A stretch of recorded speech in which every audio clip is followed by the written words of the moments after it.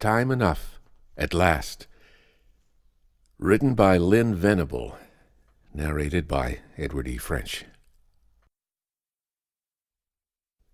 For a long time, Henry Bemis had had an ambition to read a book. Not just the title or the preface or a page somewhere in the middle. He wanted to read the whole thing, all the way through, from beginning to end. A simple ambition, perhaps, but in the cluttered life of Henry Bemis, an impossibility. Henry had no time of his own. There was his wife, Agnes, who owned that part of it that his employer, Mr. Carsville, did not buy. Henry was allowed enough to get to and from work, that in itself being quite a concession on Agnes's part. Also, nature had conspired against Henry by handing him with a pair of hopelessly myopic eyes. Poor Henry literally couldn't see his hand in front of his face. For a while, when he was very young, his parents had thought him an idiot. When they realized it was his eyes, they got glasses for him. He was never quite able to catch up. There was never enough time. It looked as though Henry's ambition would never be realized. Then something happened which changed all that. Henry was down in the vault of the East Side Bank and Trust when it happened.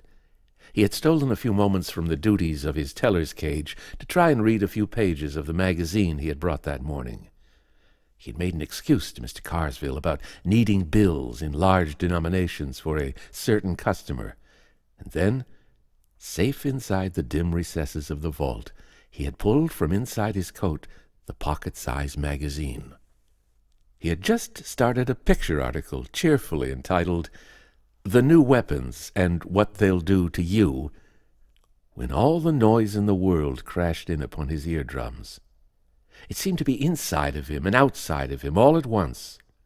Then the concrete floor was rising up at him, and the ceiling came slanting down toward him, and for a fleeting second Henry thought of a story he had started to read once called "The Pit and the Pendulum."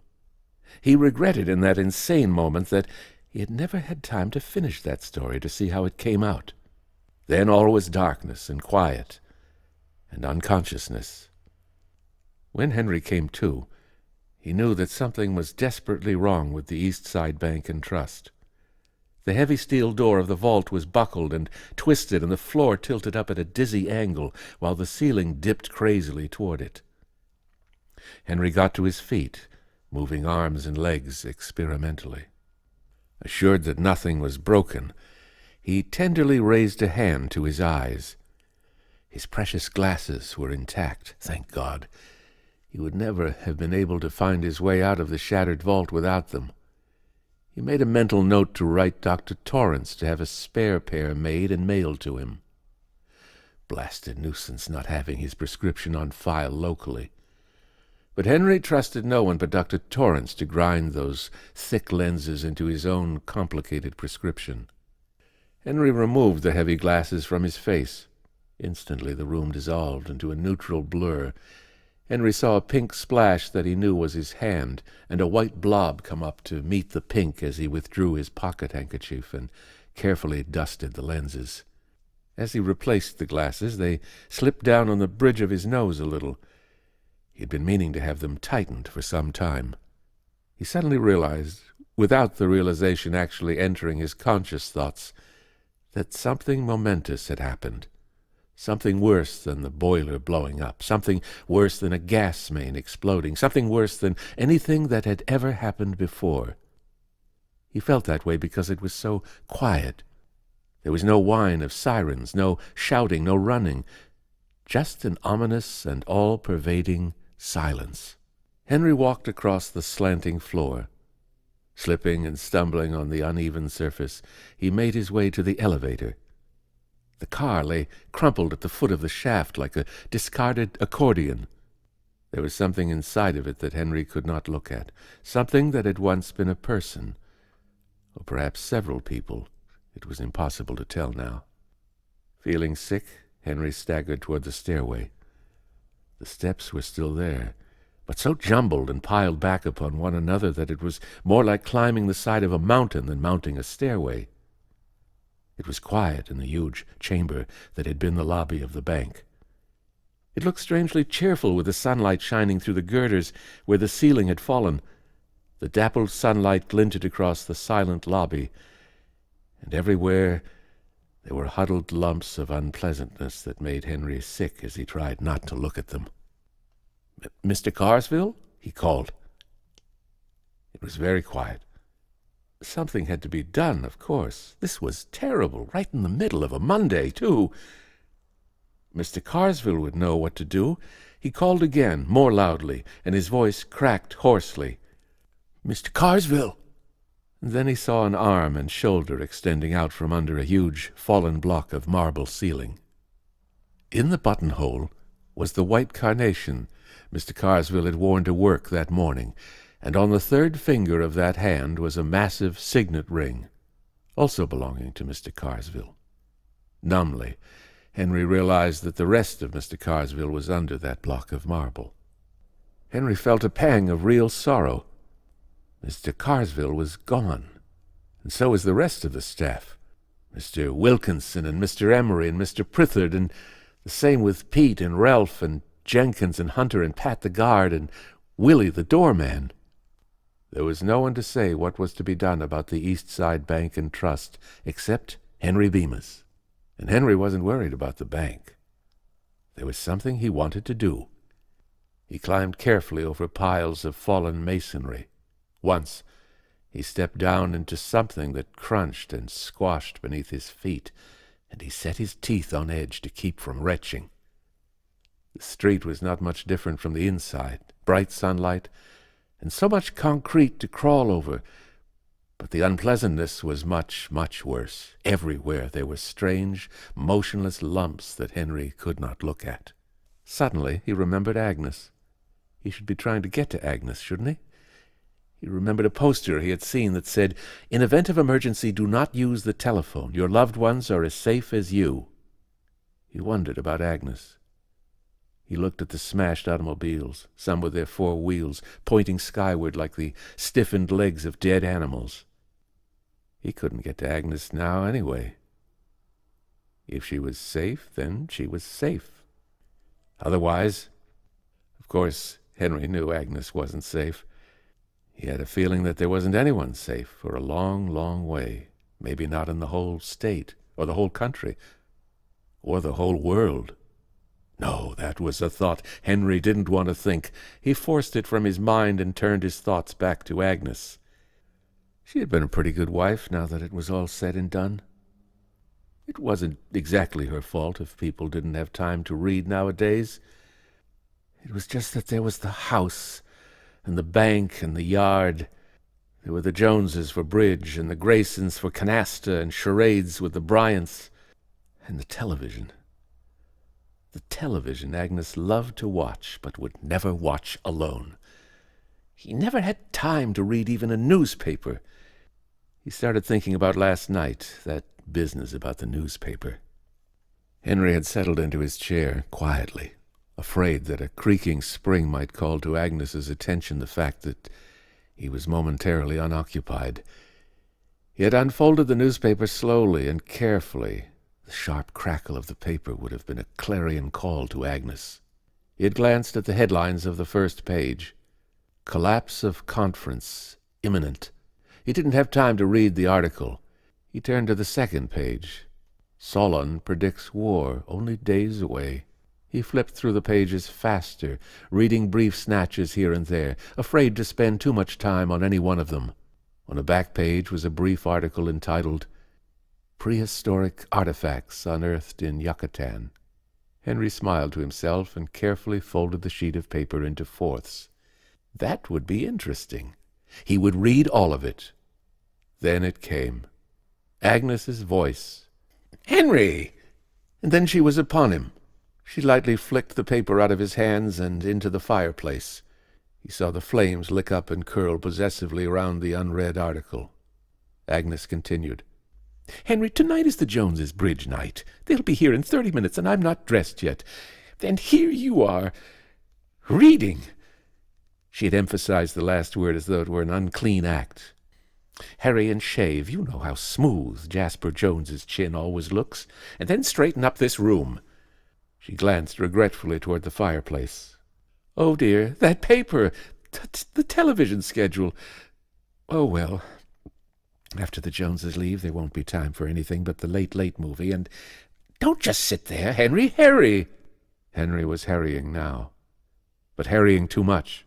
He cut his leg on a twisted piece of metal that had once been an automobile fender. He thought about things like lockjaw and gangrene, and his hand trembled as he tied his pocket handkerchief around the wound. In his mind he saw the fire again, licking across the face of last night's newspaper. He thought that now he would have time to read all the newspapers he wanted to. Only now there wouldn't be any more. That heap of rubble across the street had been the Gazette building. It was terrible to think that there would never be another up-to-date newspaper. Agnes would have been very upset. No television schedule. But then, of course, no television. He wanted to laugh, but he didn't. That wouldn't have been fitting. Not at all. He could see the building he was looking for now, but the silhouette was strangely changed. The great circular dome was now a ragged semicircle, half of it gone, and one of the great wings of the building had fallen in upon itself. A sudden panic gripped Henry Bemis. What if they were all ruined, destroyed, every one of them? What if there wasn't a single one of them left? Tears of helplessness welled in his eyes as he painfully fought his way over and through the twisted fragments of the city. He thought of the building when it had been whole. He remembered the many nights he had paused outside its wide and welcoming doors. He thought of the warm nights when the doors had been thrown open and he could see the people inside, see them sitting at the plain wooden tables with the stacks of books beside them. He used to think then, what a wonderful thing a public library was, a place where anybody at all could go in and read. He had been tempted to enter many times. He had watched the people through the open doors. The man in greasy work clothes who sat near the door night after night, laboriously studying, a technical journal perhaps, difficult for him, but promising a brighter future. There had been an aged, scholarly gentleman who sat on the other side of the door, leisurely paging, moving his lips a little as he did so. A man having little time left, but rich in time because he could do with it as he chose. Henry had never gone in. He had started up the steps once, got almost to the door, but then he remembered Agnes, her questions and shouting, and he had turned away. He was going in now, though, almost crawling, his breath coming in stabbing gasps, his hands torn and bleeding. His trouser leg was sticky red where the wound in his leg had soaked through the handkerchief. It was throbbing badly, but Henry didn't care. He had reached his destination. Part of the inscription was still there, over the now doorless entrance. P-U-B... letter missing. C-L-I-B-R.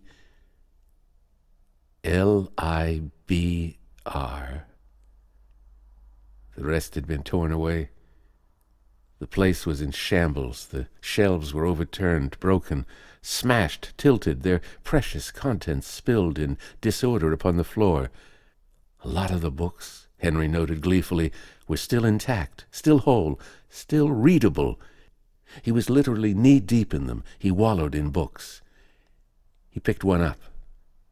The title was Collected Works of William Shakespeare.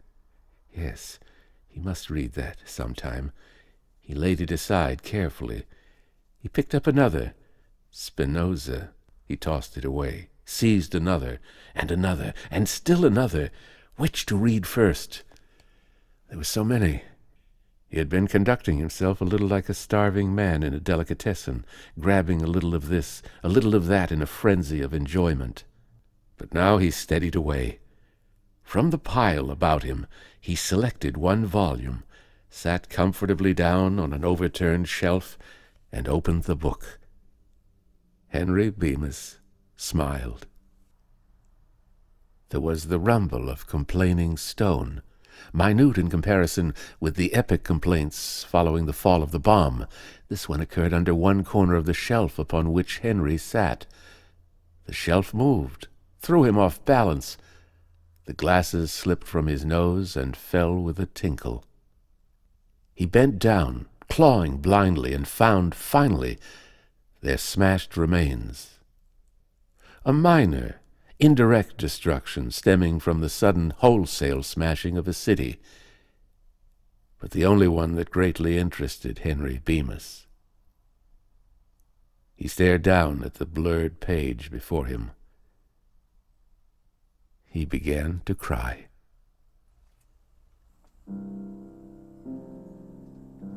Time Enough at Last, written by Lynn Venable, narrated by Edward E. French.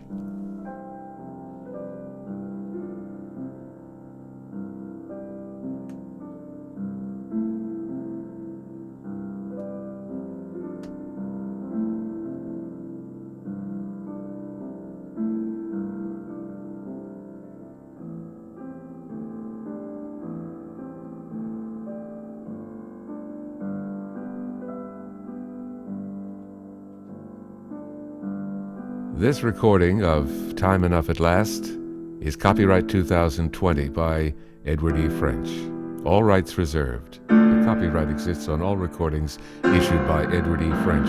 Any unauthorized broadcasting, public performance, copying, or re-recording of these audiobooks in any manner whatsoever will constitute an infringement of such copyright. Editing, alteration, copying, or redistribution inconsistent with copyright laws is prohibited whether by digital, electronic, or other means. Links may be used provided that full and clear credit is given to Edward E. French with appropriate and specific direction to the original content. Direct inquiries regarding this recording to Edward E. French at email edwardfrench06@hotmail.com. Subscribe to the Fiction Fantastique channel, www.youtube.com/FrenchEdward06.